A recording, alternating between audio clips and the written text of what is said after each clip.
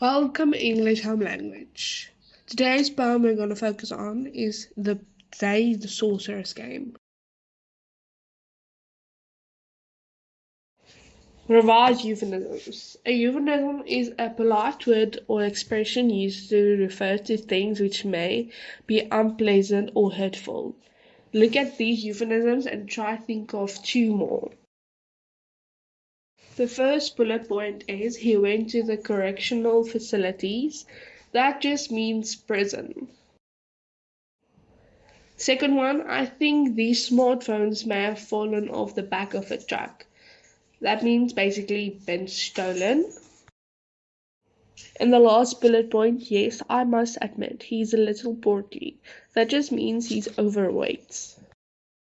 Do you think it's important to use euphemisms instead of being blunt?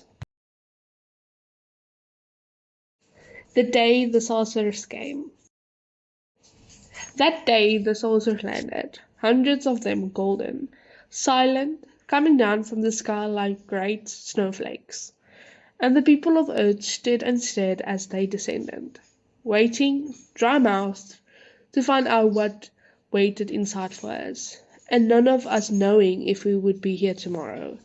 But you didn't notice it because that day, the day the soldiers came, by some coincidence, was the day that the graves gave up their dead, and the zombies pushed up through a soft earth, or erupted, shambling and dull-eyed and unstoppable, came toward us, the living, and we screamed and ran. But you did not notice this because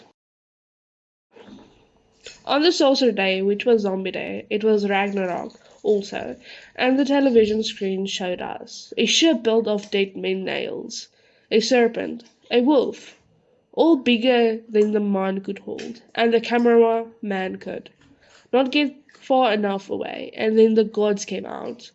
But you did not see them coming because on the Sorcerer Zombie Battling Gods Day, the floodgates broke, and each of us was engulfed by genies and sprites, offering us wishes and wonders and eternities, and charm and cleverness, and true brave hearts, and pots of gold, while giants reformed across the land, and killer bees. But you had no idea of any of this because the day, the Sorcerer Day, the Zombie Day, the Ragnarok and Fairies Day, the day the great winds came, and snows, and the city turned into crystals, the day all plants died, plastic dissolved, the day the computers turns, the screens telling us we would obey, the day angels, drunk and muddled, stumbled from bars, and all the bells of London were sounded, the day the animals came to us. In Assyrian Yeti Day, the fluttering capes and arrival of the Time Machine Day. You didn't notice any of this because you were sitting in your room, not doing anything, not even reading, not really, just looking. Meanings of the words in the poem. You will see in the poem there is words that are in bold and underlined. We are going to go through it and see what the meanings is in the poem. Ragnarok. From Scandinavian mythology, the final battle between the gods and the powers of evil. The meaning of sprite means an elf or a fairy. That is the one in the middle box. And the last one, Yeti, a large, hairy creature resembling a human or a bear, said to live in the highest part of the Himalayas, also called the abominable snowman. We are going to discuss a short summary of the poem. The poet implies the theme of apocalypse to convey a message about love and obsession. From what little we know, it remains uncertain whether the impending invasion will bring peace or peril. As the poem progresses, events signaling the end of the world grow increasingly extreme. narrated in rapid succession to heighten tension and expression. The turmoil escalates until the concluding lines, where the reader discovers you absorbed it in your phone, completely unaware of the catalysm unfolding outside. Slide 7. Discuss the structure of the poem.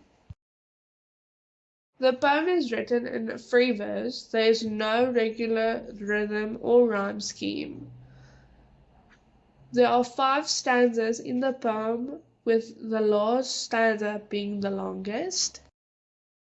Third bullet point, there is no punctuation at the end of stanza 1 to 4 after the word because. The full stop only comes at the end of stanza 5. There are various instances of figure of speech. The figure of speech including simile, becoming down from the sky like great snowflakes. Repetition, but you did not notice it because. Imagery, pushed up through soft earth, and a ship built of dead men nails, a serpent, a wolf. The second last one, alliteration, wishes and wonders, graves and grave. And the last one is personification. Computers turned, the screen telling us we would obey. Animals spoke to us in Assyrian. The mood of the poem. The mood maintains a playful and humorous tone throughout, exploring fantastical, improbable scenarios. However, beneath the whimsy lies a more serious message that emerges towards the end. As the narrative unfolds with mythical events and unlikely scenarios, the mood remains light-hearted. Yet, as the poem nears its conclusion, the underlying message takes us on a somber tone, urging reflection or contemplation.